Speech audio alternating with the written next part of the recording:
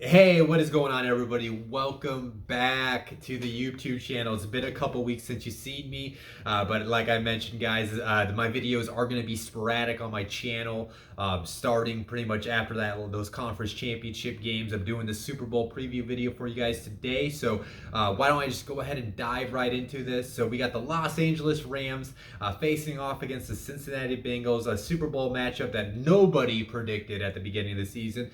Obviously, some people probably picked the Rams to represent the NFC. I know in my preseason predictions, I had them going to the NFC Championship game, but I picked the Bucks to make it.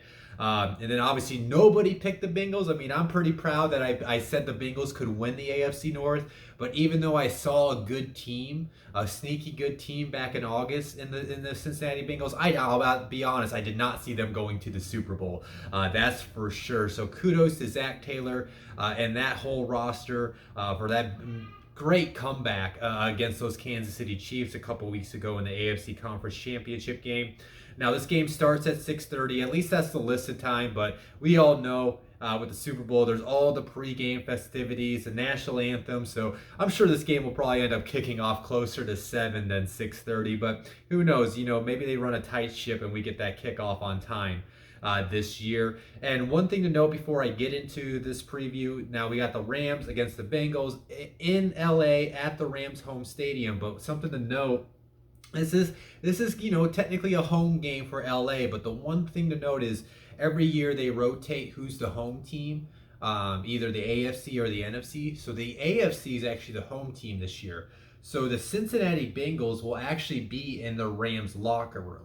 The Rams will actually be in the visiting locker room. I don't know if that's going to mess with them at all. I'm sure it won't. I mean, at the end of the day, they're playing on the field that they're used to, but it's going to be a different game day arrival. They have their probably. I'm sure those players had their traditions or what they would expect. Walking into their normal locker room. Now they're gonna. I'm not sure how the stadium is, but their probably normal walk to their locker room is going to be a little bit different, and maybe it throws them off. I'm not. Maybe I'm looking into that way too much. But with that being said, let's go ahead and get into this. Just like all my playoff preview videos, I'm going to take a look at the injury reports for this game. Not that much to talk about with the Bengals. There's one guy, their stud. I want to say their starting tight end, C.J. Uzomah. He was questionable with the knee. If anybody remembers, he got hurt, I think, on that first or second drive of the game against the Chiefs. It didn't look good, but he is questionable to play. But Zach Taylor expects him to play. So I know he at the little pep rally they did in Cincinnati at their home stadium, he ripped off the knee brace and threw it. So that was pretty much a sign he's going to be playing on Sunday, barring some type of setback between now and the kickoff. And one of the things that kind of make you root for the Bengals is I've never ate this stuff. Everybody's got mixed opinions on it. But apparently, CJ Uzuma has said if the Bengals win a Super Bowl, he is going to take a bath in Skyline Chili. I just want to see that, so maybe I am kind of rooting for the Bengals on that edge. Now, for the Rams, there is nobody on the final injury report, no injury designations, but there were some roster movement today that involves players that are injured. So Tyler Higbee, their starting tight end, who also got hurt a couple weeks ago, he's been placed on IR, so he's out of this game. That is notable to me because that's the guy that played at that position all throughout the season. Now, Blanton, the guy that came in for him in that game, he did some nice things. But at the end of the day, Tyler Higbee, he's the starter. He was there long term. He's more of a better blocker than Blanton. Blanton can help out in the receiving end like he did against the 49ers.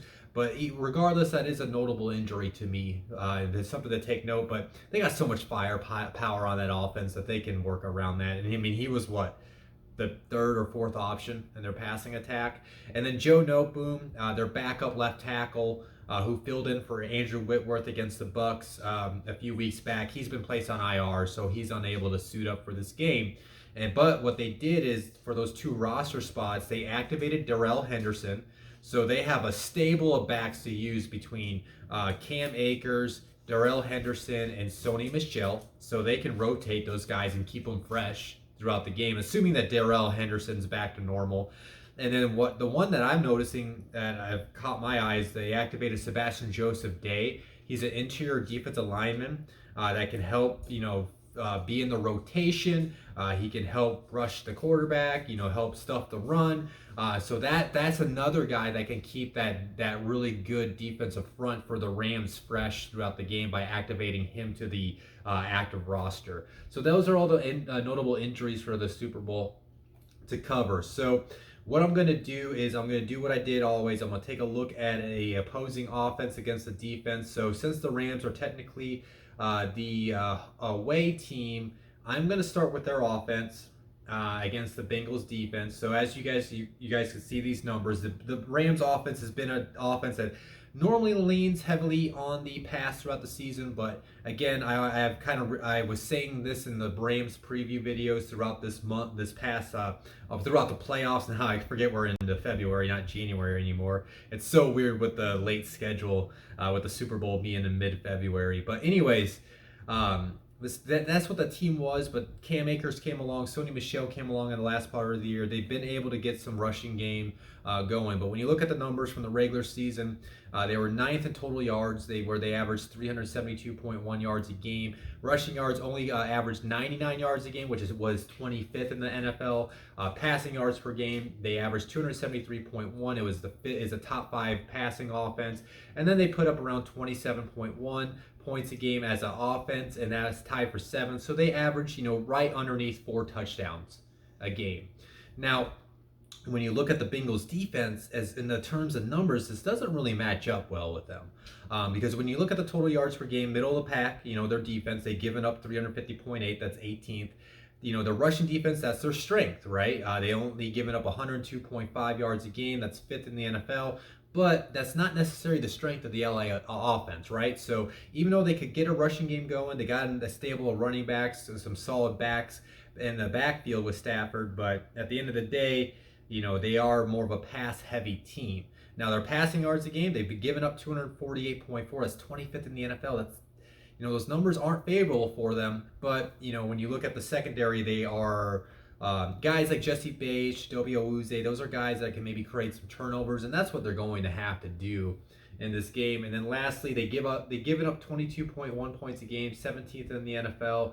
A little over 3 touchdowns a game that defense gives up. So when you look at this matchup, obviously that's what the Rams are going to probably try to do is, they're going to try to, get the running game going a little bit early, I expect, because as I've always said, Matthew Stafford needs a nice little balance of the rushing attack and the passing attack. So then that way you're not putting this game on his shoulders, and then when he kind of gets a little pass happy, he starts to trust his arm a little too much and tries to squeeze a ball in too much, or just takes a random shot where the ball just leaves his arm wrong, like that ball that Jaquiski Tart dropped for the potential interception. That's where those turnovers could happen. So they're going to have to try to early get the rushing game going. They're going to have to try to get Trey Hendrickson and Sam Hubbard to kind of be on their heels a little bit so they cannot get after Stafford and try to create some pressure. I totally expect that the plan will obviously be they need to try to figure out a way that they can eliminate Cooper Kupp, right? So can Mike Hilton in the slot help deal with him? Mike Hilton is one of the top 5 nickelbacks in the league. I mean, honestly, it's top 2, in my opinion, between him and Kenny Moore as far as the best nickelbacks in the NFL. So Mike Hilton, I forget the guy that brought it up, and he's faced Cooper Kupp in the past back when he was with the Steelers, and he has given fits to Cooper Kupp. But that was a couple years ago, and Cooper Kupp's on another level right now. So I'm not looking into that too much, but I'm just saying Mike Hilton can help somewhat deal with that, but you're going to have a guy like Von Bell or Jesse Bates kind of over the top. Now, that doesn't mean you need to leave OBJ one-on-one.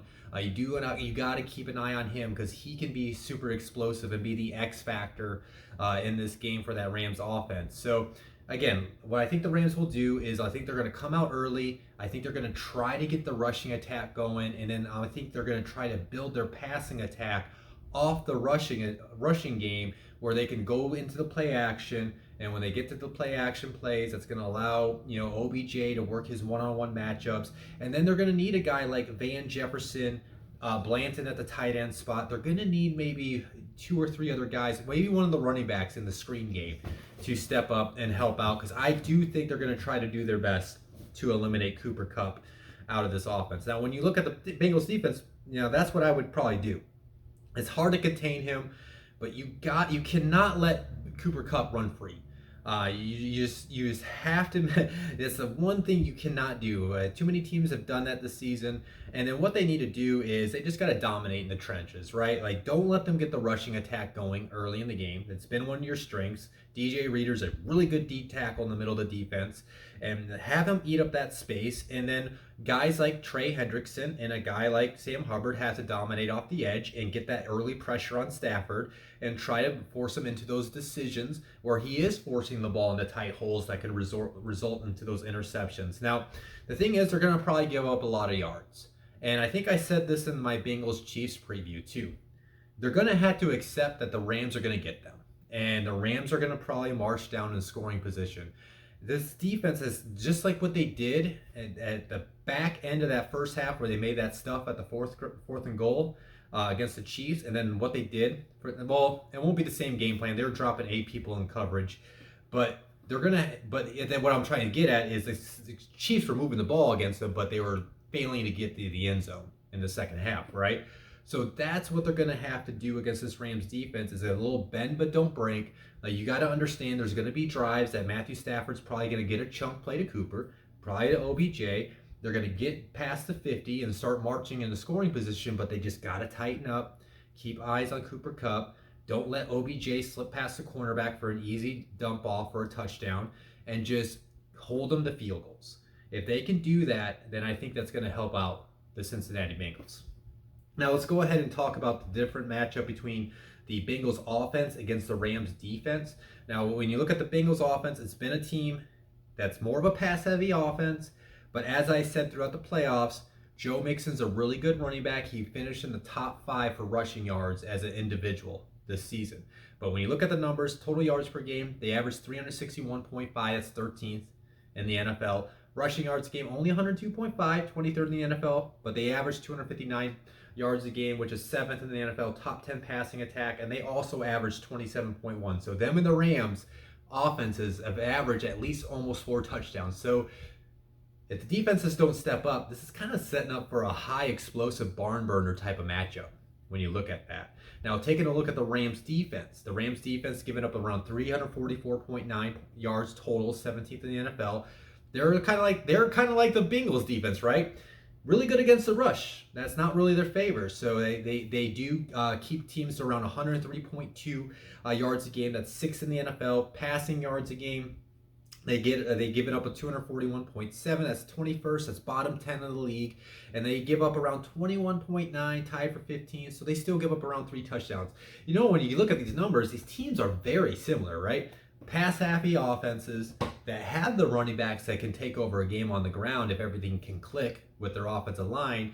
But then at the end of the day, they do lean on their quarterbacks. And then their defenses, right? Really good against the run, but they are capable of giving up a lot of passing yards.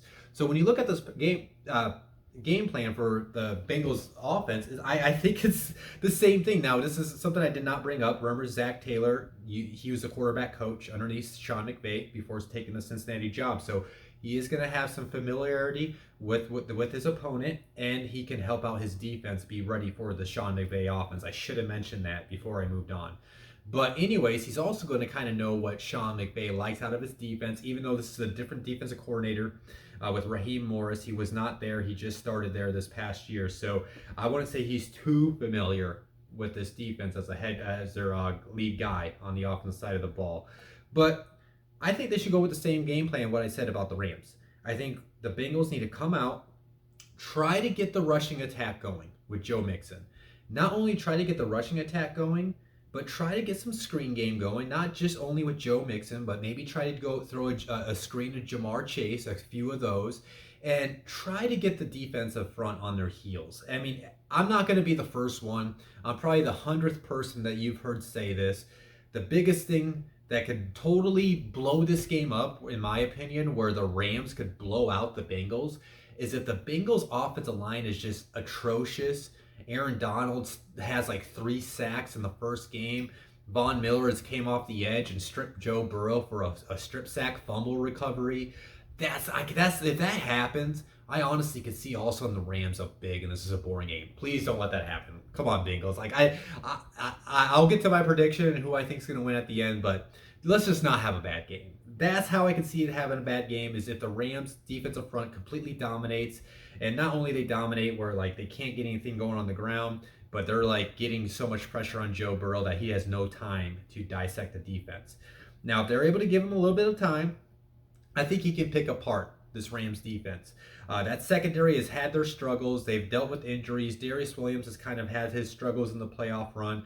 Obviously, Jalen Ramsey is Jalen Ramsey, but Jalen Ramsey can't cover everybody, right? He's going to have to they're probably going to switch him around. I'm sure on some drives he's going to cover T. Higgins. He's going to cover. They'll probably rotate him between T and Jamar. I have all the respect for Tyler Boyd in the slot, but I do think you probably want Jalen Ramsey on either T or on Jamar.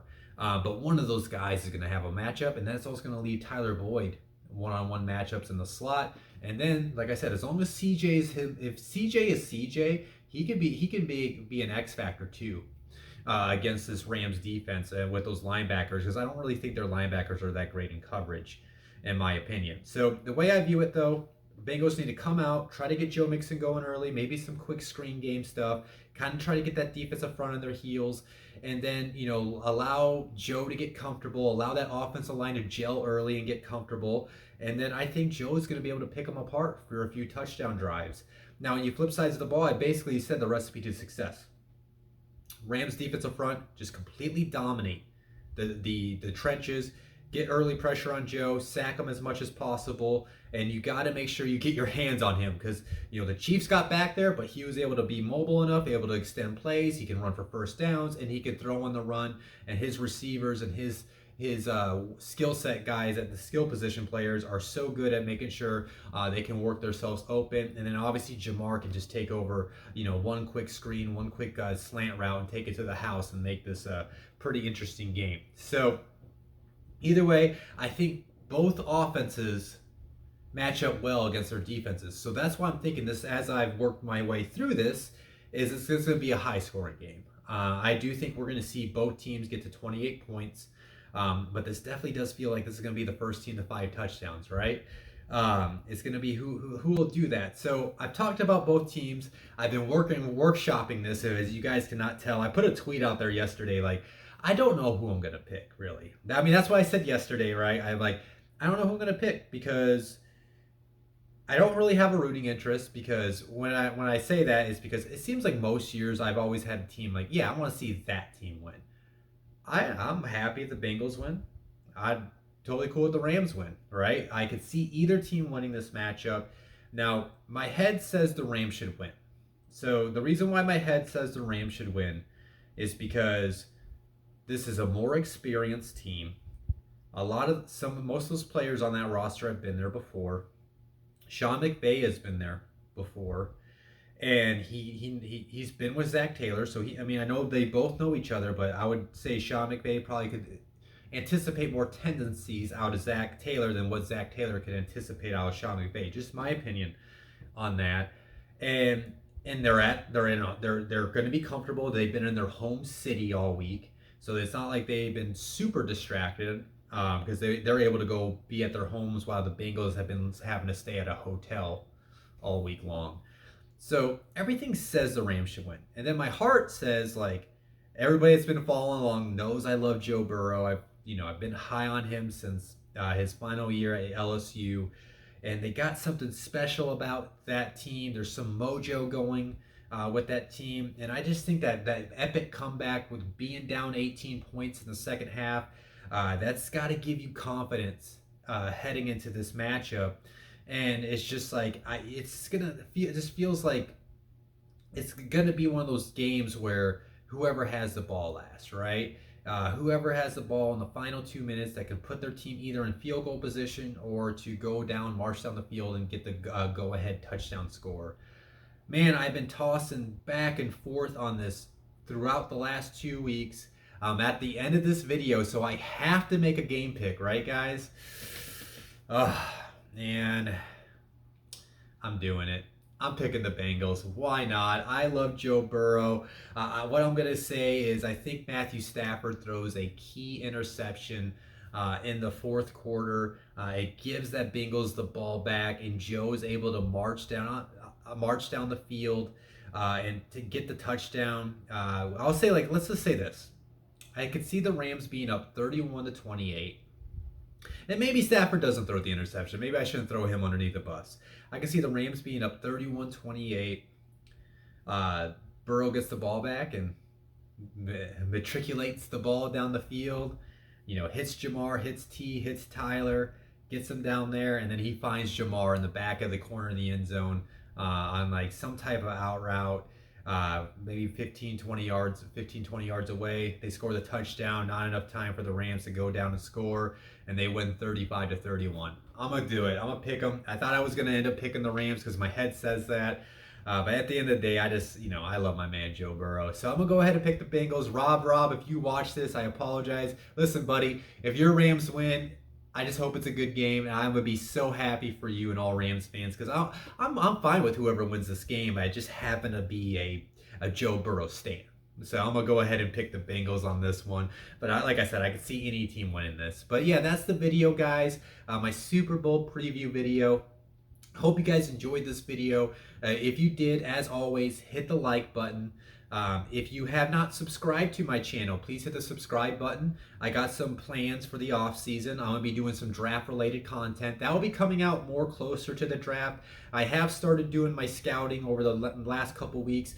Now, I've always said I may do some off season content. I'm not sure if I'm going to be able to do that, guys, to be quite honest with you. Scouting is going to take up the majority of my time.